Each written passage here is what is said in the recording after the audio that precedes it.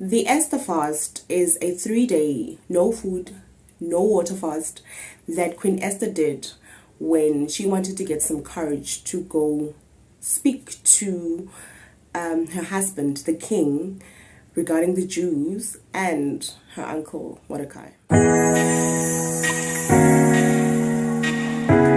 Hi guys, and welcome to All Things Octavia. I am Octavia and I'm glad to be back once again. Please excuse my nose and my voice. I'm recovering from flu. Had a little bit of cold, but all is well. We thank God for that.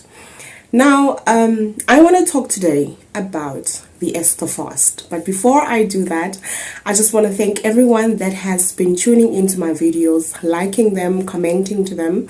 And if you are new to this channel and it's the first time you see this face, please subscribe so that you don't miss out on being part of this wonderful journey.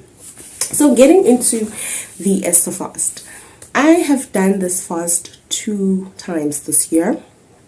The first time I did it for 3 days, and the second time I did it for 2.5 days because I was not well, so I couldn't finish it. Couldn't finish my 3rd day, and I want to correct myself actually and say I didn't do the 100% Esther fast. I did the water fast. Both times I did the fasting, I did the water fast. So I only drank water for the 3 days. Why I did the Esther fast? First of all, I believe the Esther fast is a fast about getting courage or gaining courage. Why do I say that? When you read the book of Esther, like I said in the beginning, when you read the book of Esther, Esther wanted to do this fast, or Esther did this fast rather, with her maids as well as the other Jews, because she wanted to garner courage to go speak to the king in 3 days.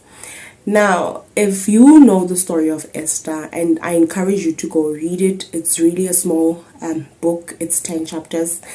Very wonderful book, very well written as well. So, and if you want to enjoy it, do read the Message Bible. It's like reading a story. It's quite beautiful. So now, Mordecai refused to bow to Haman. Who is Mordecai? Mordecai is Esther's uncle. Esther is the queen that is married to the king, King Xerxes. I don't know if I'm pronouncing it right. And now Mordecai refused to bow to Haman. Haman was right hand of the king, and he wanted everyone to bow to him when they entered the gates. But Mordecai, the Jew, did not want to bow. He refused to bow. So Haman sent out a request for him, Mordecai, and all the Jews to be killed. Now when Esther heard this, he sent out a message to Mordecai via a messenger to say, please tell Mordecai and all the other Jews to fast with me and my maids for 3 days and 3 nights. We will drink no water and eat no food. And after the 3 days, I will go and see the king. I love it because it says, if I die. She says, if I die, I die. The reason she says that is because you could not just go see the king without the king asking to see you. Even though Esther was the king's wife, she couldn't just go and see the king. So she wanted to fast to get some courage to go see the king because their lives were at stake. Hence, I'm saying that this is a fast of courage. Why I did it, or why I do it in general. I do it because I feel that sometimes we don't have courage to ask God for anything. I feel like sometimes we feel as human beings, or let me rather speak for myself, I feel sometimes that I am unworthy to ask God for certain things, or I feel like maybe my past, because of some of the things that I did in my past, I don't deserve certain things that God has in store for me in my future. So I do the fast to always get the courage to ask God. Ask God for big things. I mean, now the second time that I did it, I asked God for something so big, I'm even afraid of thinking about it. So I call it a prayer of courage, because what Esther wanted to ask from the king was so big, because he was going to plead for their lives. He was going to plead for she was going to plead for their lives. That is how big it was. That is how important it was for her to get into the 3-day fast. So I want to ask you today, and I want you to comment and tell me, why do you fast? Why, particularly the Esther fast? Why do you do the Esther fast, and why do you think it's important for you to do the Esther fast? Because my why is, I always do it because I want to garner some courage to ask God for certain things, certain big things that I want or I need in my life, and that I want, man, that I want. We are so afraid to ask God and want things from God. It's as if we just believe that we just need to thank God. I know the word says we must thank Him in everything, but it also says we must ask Him. But we're always focusing on always thanking God, that we feel so ashamed that we need to ask God for certain things, especially big things, especially things that we feel we are not deserving of. And that is why I do the fast. That is my why. And I just want you to tell me why you do it, and what is your why. I would really, really love to hear from you and your comments about the Esther fasting. Now, how I do the fast. How I do the fast is I prepare myself for it. Okay, the second time around, I didn't really prepare myself for it. Probably that's why I didn't even finish the 3 days. The reason I didn't prepare myself for it was because over the weekend before I did the fast, God spoke into my spirit and said, you needed to do this fast for the next 3 days. And Monday morning, I did the fast, and I prepared myself with books. I prepared myself with the Bible, obviously. But I didn't really prepare myself health-wise, because I believe every time when you get into fasting, any type of fasting, you need to prepare yourself physically, you need to prepare yourself mentally, because this thing called flesh can really, really, really be a difficult one, especially when it comes to things that it likes, like food. I love food. I wouldn't call myself a foodie, but I do love food. I love good food. I love cooking. So I think it's really important that when you get into fasting, that you prepare yourself mentally, that you prepare yourself physically. So the second time around, I didn't prepare myself. God spoke to me, and I did the fast. However, what I did, and what I would encourage everyone to do when they prepare themselves for fasting, is to get 1 or 2 books to read, and besides the Bible, to get 1 or 2 books to read besides the Bible, because it gets really, really, really tough. It gets really tough to the skin, to the flesh. Because you can read the Bible, you can pray, but your mind needs to constantly be focusing on something, because really, when you hear the smell of food, especially when you're living with people that are not fasting with you, and people need to eat, and life needs to continue. Just because you're fasting, life doesn't stop. So if you really are staying with people and you want to do this type of fast, prepare yourself with books, prepare yourself with the word, and prepare yourself with prayer. And also, most importantly, prepare yourself with writing down, which we call journaling. So if you like writing things down like me, write them down. I remember with my first day, with the fast, with my first day with the fast, I wrote a couple of things that I was expecting, or things that I expected to get from the fast, and things that I wanted God to help me with. I needed God to give me strength. I wrote it down that, God, I need you to give me strength.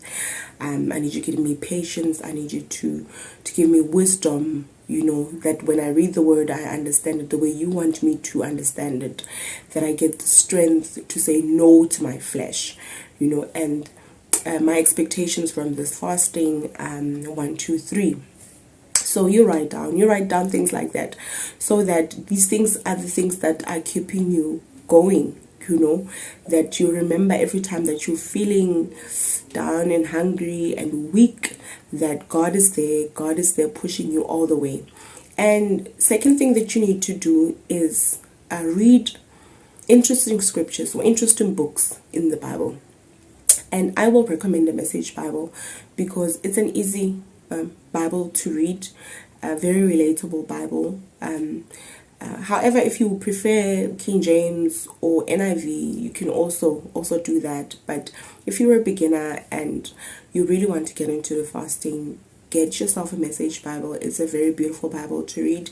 And get yourself books, easy books to read. Books that you'll probably finish the whole book because it's short, or you probably finish the whole book because the story is quite interesting. Most stories are interesting in the Bible. I'll make an example. With my day 1 fast, I read the book of Esther, all of it, because I wanted to understand where does this fast come from, actually.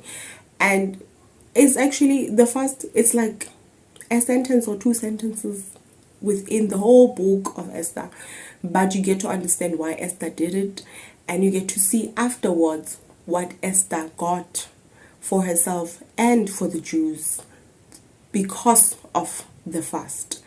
And the second book that I also read, which I read the second day, the book of Esther I read the first day, and I finished it. 10 chapters, finished it. And then the second day I read the book of Ruth. Also a book that I would recommend, especially if you're a woman. I also recommend that you read that book, quite interesting book. And I also chose 2 books. When I got into the fast, I was reading the book by Will Smith, a very interesting book. Also recommend that you read it if you are somebody that has been struggling with fear most of their lives, like me. I would really recommend that you read that book. And the second book that I read, or that I'm also still reading, that my husband recommended for me was what's the name of the book? It's Your Time. It's Your Time. You can see mine. It's actually an old one. It's an old one. I bought this a long time ago. I've read it before. I've read it a couple of times. But my husband recommended that I read it again now because he feels that it's my time. Which, by the way, I also feel that it's his time. I feel like it's everybody's time, guys. I feel like it's everybody's time.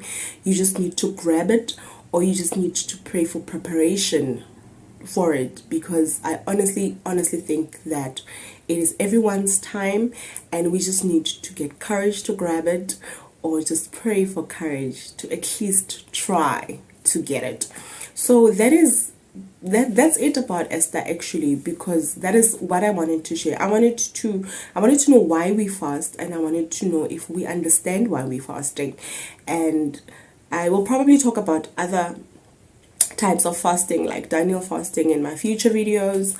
But for this particular one, the Esther fast, I think we need to know that it's a fast of courage. It's a fast that after you do, or during the fasting, it gives you a platform to be able to ask God for big things in your life, to be able to, Esther asked for a life, and life is a big thing. Not only a life of herself, a life of all the other Jews in the country.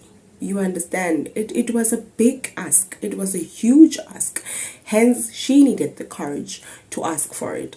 So that is it about the Esther fast. I hope I explained it well. I hope you understand it well.